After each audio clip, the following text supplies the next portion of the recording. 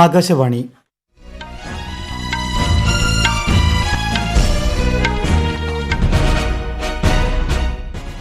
നമസ്കാരം. വാർത്തകൾ വായിക്കുന്നത് അനിൽകുമാർ.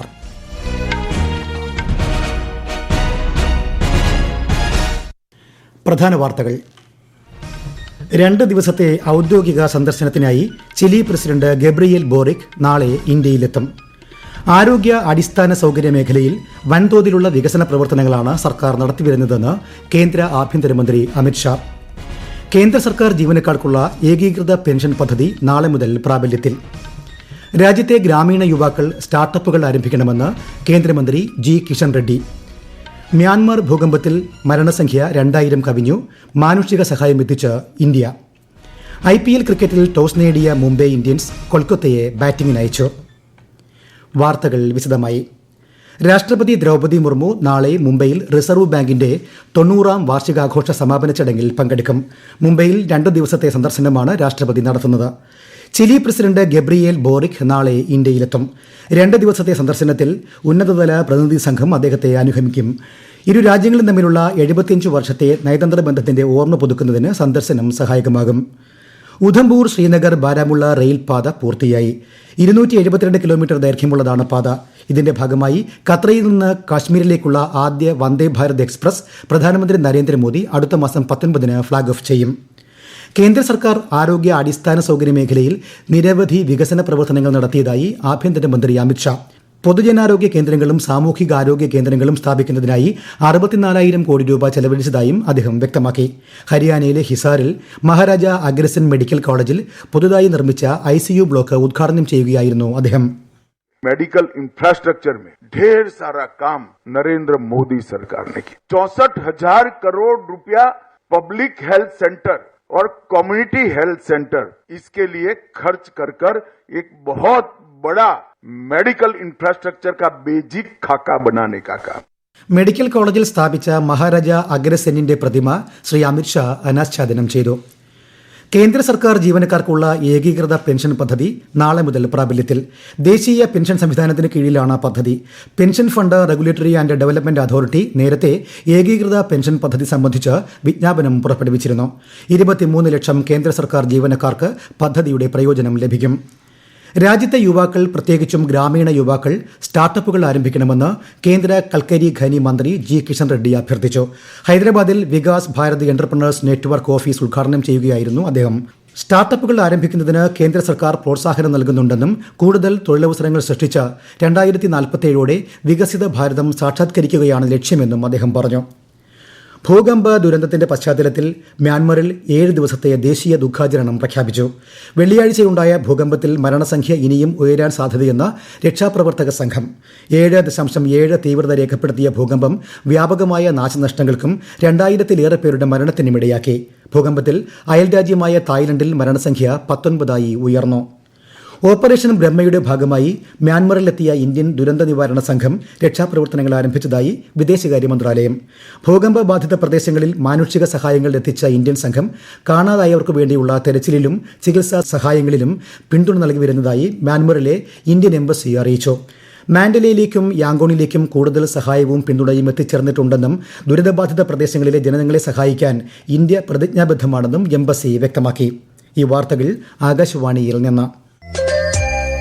ആകാശവാണി വാർത്തകളും വാർത്താ അധിഷ്ഠിത പരിപാടികളും All India Radio News Thiruvananthapuram YouTube ചാനലിലും All India Radio News Thiruvananthapuram Facebook പേജിലും AIR ന്യൂസ് _തിരുവനന്തപുരം ഇൻസ്റ്റഗ്രാം അക്കൌണ്ടിലും @AIR ന്യൂസ് _TVM X ഹാൻഡിലും ലഭ്യമാണ്.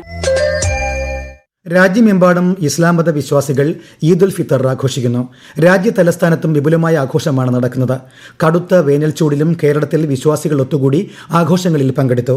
ഈദ്ഗാഹുകളിലും പള്ളികളിലും പ്രാർത്ഥനയ്ക്കൊപ്പം ലഹരി വിരുദ്ധ സന്ദേശവും നൽകി. മുണ്ടക്കൈ ചൂരൽമല നിവാസികളും അതിജീവനത്തിന്റെ പെരുന്നാൾ ആഘോഷിച്ചു. സ്വന്തം നാടും ഉറ്റവരും നഷ്ടപ്പെട്ട വേദന ഉള്ളിലൊതുക്കി ചൂരൽമല ജുമാ മസ്ജിദിൽ ഒത്തുകൂടിയ വിശ്വാസികൾ പുതുമലയിലെ പൊതുശ്മശാനത്തിലെത്തി പ്രാർത്ഥിച്ചാണ് മടങ്ങിയത്. പൈങ്കുനി ഉത്സവം മേടമാസ വിഷുപൂജകൾക്കായി ശബരിമല ക്ഷേത്രനട നാളെ വൈകിട്ട് 4-ന് തുറക്കും. വിവിധ വകുപ്പുകളെ ഏകോപിപ്പിച്ച് വിപുലമായ സൌകര്യങ്ങളാണ് ഭക്തർക്കായി ഒരുക്കിയിട്ടുള്ളത്. ആയുഷ്മാൻ ഭാരത് പദ്ധതി പ്രകാരം രാജ്യത്ത് ഇതുവരെ 150 ദശലക്ഷം സ്ത്രീകൾക്ക് സ്തനാർബുദ പരിശോധന നടത്തിയതായി കേന്ദ്ര ആരോഗ്യ സഹമന്ത്രി അനുപ്രിയ പട്ടേൽ. ന്യൂഡൽഹിയിൽ breast imaging society of India സംഘടിപ്പിച്ച ബിസിക്കോൺ 2025 അഭിസംബോധന ചെയ്യുകയായിരുന്നു അവർ. രാജ്യത്തെ 30 വയസ്സിനും അതിനു മുകളിലും പ്രായമുള്ളവരിൽ പ്രമേഹം, അർബുദം മുതലായ രോഗങ്ങളുടെ കൃത്യമായ പരിശോധന നടത്തിവരുന്നതായും കേന്ദ്ര സഹമന്ത്രി പറഞ്ഞു.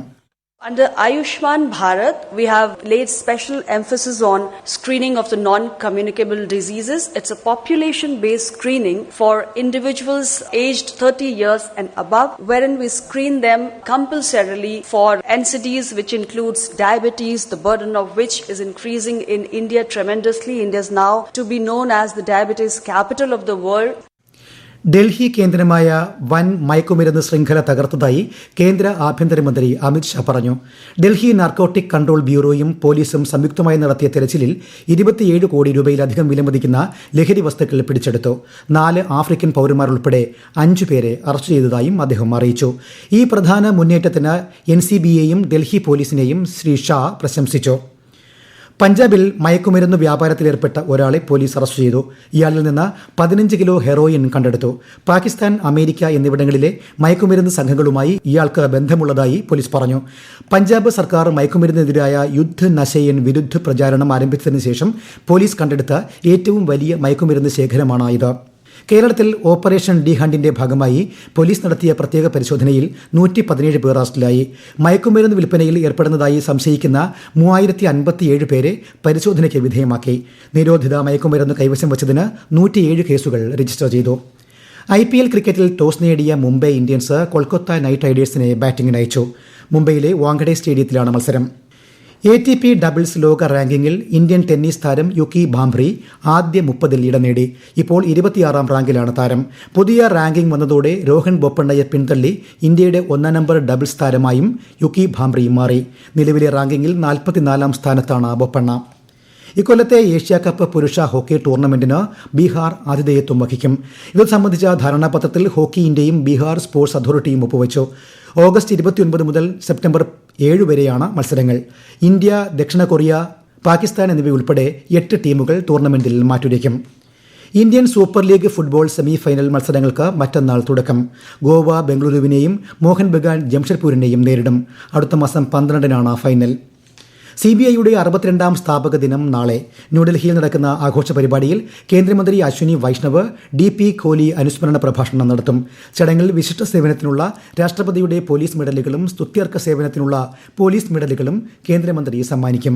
സ്ഥാപക ഡയറക്ടർ DP കോഹ്ലിക്ക് ആദരമർപ്പിച്ച് 2000 മുതൽ CBI അനുസ്മരണ പ്രഭാഷണം സംഘടിപ്പിക്കുന്നുണ്ട്. NITI NCAER State Economic Forum പോർട്ടലിന്റെ ഉദ്ഘാടനം ധനമന്ത്രി നിർമ്മല സീതാരാമൻ നാളെ ന്യൂഡൽഹിയിൽ നിർവഹിക്കും. നീതി ആയോഗും National Council of Applied Economics റിസർച്ചും സംയുക്തമായാണ് പോർട്ടൽ വികസിപ്പിച്ചത്.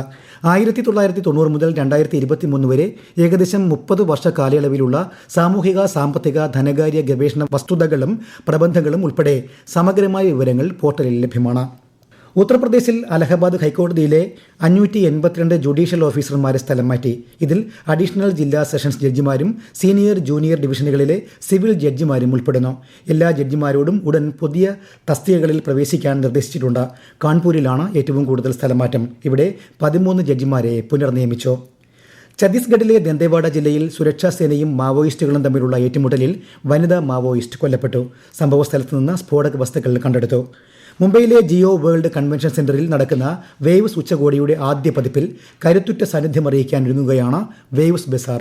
കേന്ദ്ര സർക്കാരാണ് മാധ്യമ വിനോദ മേഖലയിലെ നാഴികക്കല്ലായ പ്രഥമ ദൃശ്യ ശ്രവ്യ വിനോദ ഉച്ചകോടി വേവ്സ് ഒരുക്കുന്നത്. പ്രധാന വാർത്തകൾ വീണ്ടും.